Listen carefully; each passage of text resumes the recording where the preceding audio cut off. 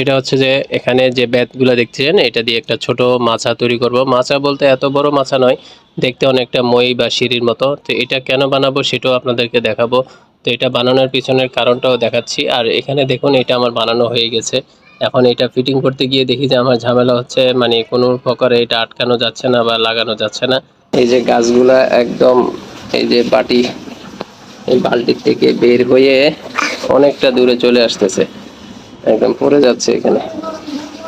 যেহেতু পড়ে যাচ্ছে এখন এখানে এই খাঁচাটা বানাই দিলাম। এখন এই পড়ে যাওয়া গাছগুলা এখন এদিকে দিয়ে দিব। লাগানো শেষ।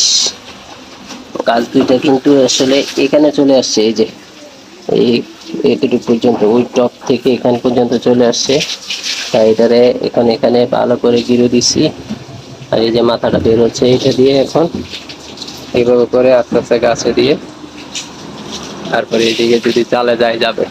আর এদিকে আরেকটা আছে, এটারে কি করছি, ছোট একটা বড়ই গাছ আছে, বড়ই গাছটার মধ্যে দিয়ে দিছি। আর এদিকে লাঠি একটা আছে, লাঠিটার মধ্যে এটা পেঁচে দিছে, এখন এটা থেকে উঠতেছে।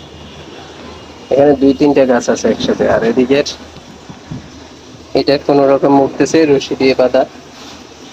এই দুইটা এখন এই দিক থেকে উঠে তারপরে এদিকে যাবে।